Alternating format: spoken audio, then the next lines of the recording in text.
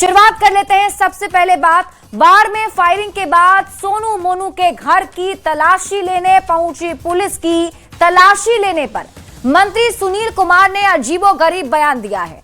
सुनील कुमार ने कहा कि ये नियम है और नियम के तहत ही पुलिस ने अपनी तलाशी दी थी। अब सुनील कुमार के इस बयान पर बिहार की सियासत गर्म हो गई है। ये रिपोर्ट देखें फिर खबर तो समझिए।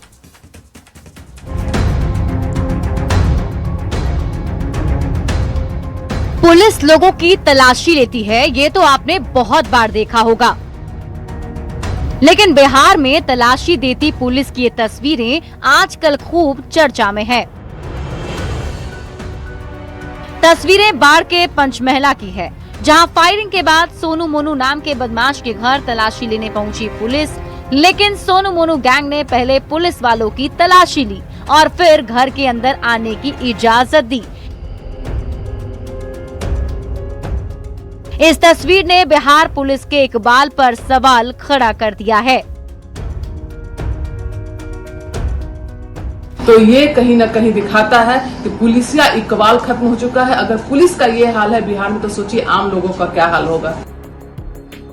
किरकिरी होता देख पुलिस के बचाव में सामने आए बिहार के ग्रामीण कार्य मंत्री सुनील कुमार ने कुछ ऐसा कह दिया जिससे सियासी बयानबाजी और तेज हो गई। पहले सुनील कुमार का बयान सुनिए। जो पुलिस अगर छापामारी में जाती है तो पुलिस को स्वयं अपना तलाशी देनी होती है कि उसके पास कोई ऐसा सामान नहीं है, इसलिए वो विधि सम्मत ही है। आरजेडी और कांग्रेस ने सरकार पर निशाना साधा है और 2 कौड़ी के 2 अपराधी भाइयों के 2 कौड़ी के गुर्गे ने गृह विभाग के इकबाल की पैंट उतार दी। पुलिस वालों को टटोला गया, उनकी पूरी जांच की गई और तब उनको घर के अंदर घुसा गया। ये तो बिहार पुलिस का इकबाल बचा है। तो बीजेपी पुलिस के बचाव में दलील दे रही है। नियमों के तहत बिहार की पुलिस ने कार्रवाई करने का काम किया। किसी भी अपराधी अथवा किसी भी व्यक्ति के दबाव में बिहार पुलिस नहीं आती। हालांकि पुलिस की तलाशी से खाकी पर उठे सवाल के बाद हाथीदह पंचमहला थाना प्रभारी को निलंबित कर दिया गया। फिर भी सवाल है कि क्या अपराधियों के सामने पुलिस के तलाशी देने का नियम है? अगर नहीं तो पुलिस के बचाव में मंत्री ने ऐसा बयान क्यों दिया? और अगर तलाशी देने का नियम है तो थाना प्रभारी को निलंबित क्यों किया गया? बड़ा सवाल ये भी है कि अपराधियों के सामने पुलिस घुटने टेकेगी तो कार्रवाई क्या करेगी? और सबसे बड़ा सवाल ये कि बिहार पुलिस के इकबाल पर कब तक उठता रहेगा सवाल। न्यूज़ 18 के लिए पटना से आनंद अमृतराज के साथ ब्यूरो रिपोर्ट।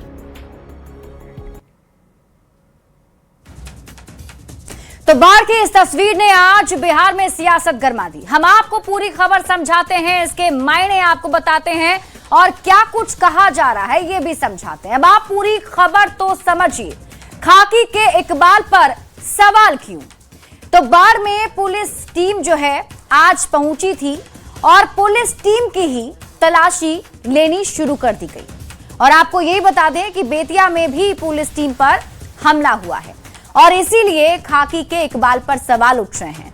गोलीबारी के आरोपी के घर पुलिस पहुंची थी तलाशी लेने, लेकिन पुलिस की ही तलाशी ली जा रही थी। तो इधर लूटकांड की जांच करने पुलिस की टीम गई थी बेतिया में, जहां पुलिस पर हमला कर दिया गया। अब आपको बताते हैं कि आगे क्या हुआ। दरअसल सोनू मोनू गैंग के गुर्गों ने पुलिस की जेब चेक की है, जो तस्वीर हम आपको दिखा दे रहे हैं। तो दूसरी तरफ बेतिया में पुलिस पर पत्थरबाजी की गई, लाठियों से पुलिस पर हमला कर दिया गया, जिसमें आपको बता दें कि 2 महिलाएं और खुद एक पुलिसकर्मी लहूलुहान हो गया है। तो दूसरी तरफ बाढ़ में तलाशी के बाद पुलिसकर्मियों को घर में एंट्री दी गई। तो ये जो सवाल हैं इसलिए उठ रहे हैं क्योंकि आज बाढ़ और बेतिया दोनों जगह पर पुलिस के इकबाल पर सवाल उठे हैं। पंचमहला और हाथीदह के थाना अध्यक्ष सस्पेंड किए गए, तो बेतिया में पुलिस जो है वो हमलावरों की तलाश में जुटी हुई है। खाकी के इकबाल पर सवाल क्यों, इसे आप ऐसे समझिए। पुलिस पर हमले हो रहे हैं और पुलिस वालों की ही तलाशी ली जा रही है। तो बिहार पुलिस पर कितने हमले हुए हैं इसका भी आंकड़ा आपको बता देते हैं, क्योंकि कोई पहली बार नहीं हुआ है। 1 जनवरी 2026 को जिसमें अगर हम आपको बताएं तो 1065 मामले जो हैं वो दर्ज किए गए हैं 1 जनवरी 2026 से लेकर के 15 मई 2026 के बीच तक में, ये जो आंकड़े हम आपको बता रहे हैं। अब जबकि पुलिस पर हमला के आंकड़े आपने जान लिए तो समझना यह भी जरूरी है कि हमला के मामलों में गिरफ्तारी कितनी हुई। तो आपको बता दें कि 1146 लोगों की गिरफ्तारी हुई है, ये भी पुलिस मुख्यालय से जारी आंकड़े हैं।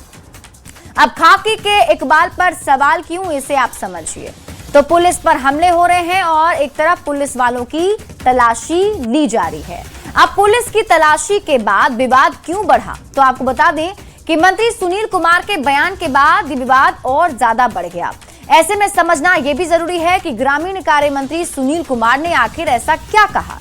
तो उन्होंने कहा कि बाढ़ में जो पुलिस की तलाशी हुई है, यानी कि जो तलाशी ली गई घर में एंट्री के वक्त में, वो नियम के तहत हुई है और ये नियम है कि पुलिस को तलाशी देनी होती है। तो अब आप सवालों के जरिए इस खबर को समझिए। अपराधियों को तलाशी देगी पुलिस तो क्या कार्रवाई करेगी? सवाल ये भी उठते हैं कि पुलिस की टीम जो है मौके पर पहुंची है तलाशी लेने, तो पुलिस की ही तलाशी ली जा रही है। हालांकि समझने वाली बात यह भी है कि हाल के दिनों में हालात बदले हैं। सम्राट सरकार ने पुलिस के हाथ खोल दिए हैं, अपराधियों को लगातार जवाब पुलिस दे रही है। बिहार में ऑपरेशन लंगड़ा जारी है और लगातार पुलिस एनकाउंटर भी कर रही है। लेकिन आज की बाढ़ से आई तस्वीरों ने जरूर कई सवाल खड़े कर दिए हैं। बढ़ते आगे बात अगली खबर की। सीबीएसई ने अपने सिलेबस में मैथिली भाषा को शामिल कर लिया है और 2026-27 के शैक्षणिक सत्र में इसकी पढ़ाई भी शुरू कर दी है। इस फैसले पर मुख्यमंत्री सम्राट चौधरी और दरभंगा के सांसद गोपाल जी ठाकुर ने पीएम मोदी का आभार जताया है। तो वहीं इस फैसले पर छात्रों ने भी खुशी जताई है। ये रिपोर्ट देखिए, फिर खबर तो समझिए। मैथिली भाषा को स्थान मिलना संपूर्ण मिथिला वासियों के लिए यह ऐतिहासिक उपलब्धि है।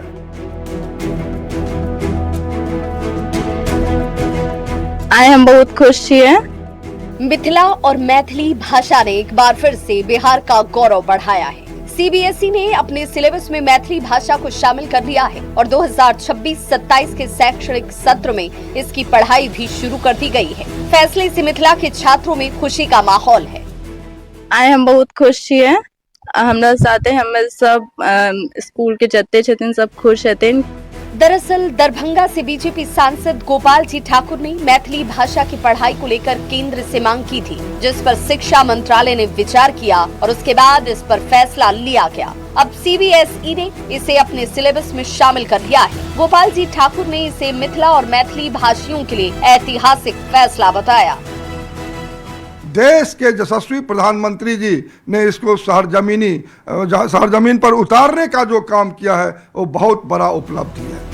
सीबीएसई के इस फैसले के बाद से मुख्यमंत्री सम्राट चौधरी ने भी एक्स पर पोस्ट कर खुशी जाहिर की और इसके लिए पीएम मोदी का आभार जताया। सम्राट चौधरी ने लिखा, आदरणीय प्रधानमंत्री श्री नरेंद्र मोदी जी के नेतृत्व में भारतीय भाषाओं, संस्कृति और परंपराओं के संरक्षण एवं संवर्धन को निरंतर नई मजबूती मिल रही है। ये निर्णय न केवल मैथिली भाषा को नई पहचान और सम्मान देगा, बल्कि आने वाली पीढ़ियों को अपनी मातृभाषा, संस्कृति और जड़ों से जोड़ने का सशक्त माध्यम भी बनेगा।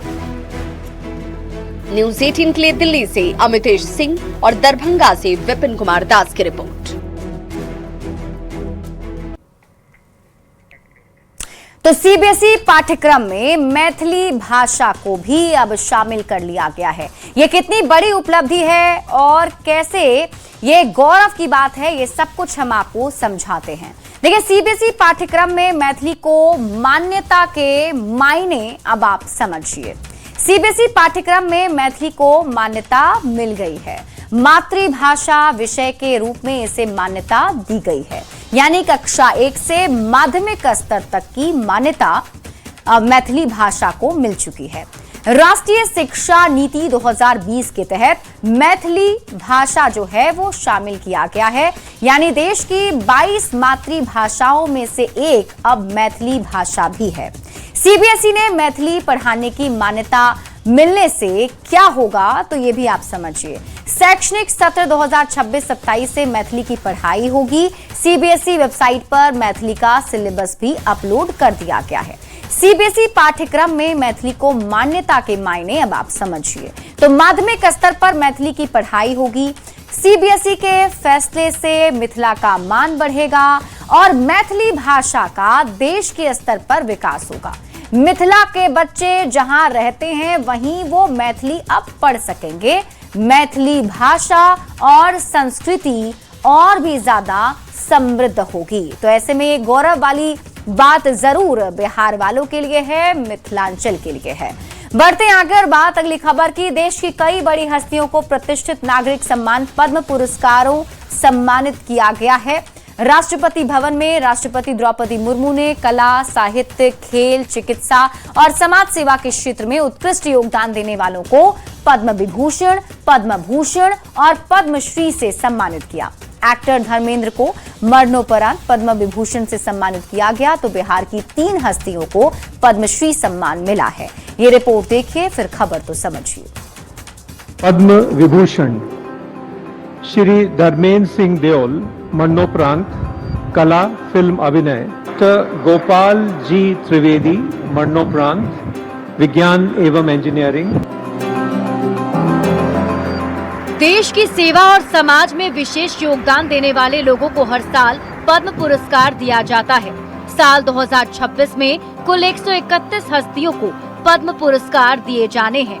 सोमवार को राष्ट्रपति द्रौपदी मुर्मू ने 66 हस्तियों को पद्म पुरस्कार से सम्मानित किया है। पद्म विभूषण श्री धर्मेंद्र सिंह देओल मरणोपरांत कला, फिल्म अभिनय। सबसे पहले दिवंगत फिल्म स्टार धर्मेंद्र को पद्म विभूषण से सम्मानित किया गया। उनकी पत्नी एक्ट्रेस सांसद हेमा मालिनी ने ये सम्मान लिया।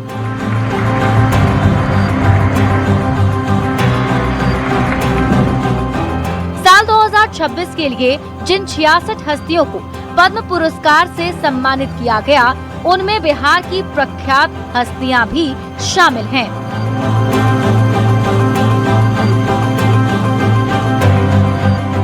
कला के क्षेत्र में योगदान के लिए भरत सिंह भारती को पद्मश्री से सम्मानित किया गया, तो बिहार के प्रख्यात लोक नर्तक और कला मर्मज्ञ स्वर्गीय विश्वबंधु को पद्मश्री सम्मान से नवाजा गया, जबकि गोपाल जी त्रिवेदी को कृषि और विज्ञान के क्षेत्र में उत्कृष्ट योगदान के लिए पद्मश्री सम्मान दिया गया।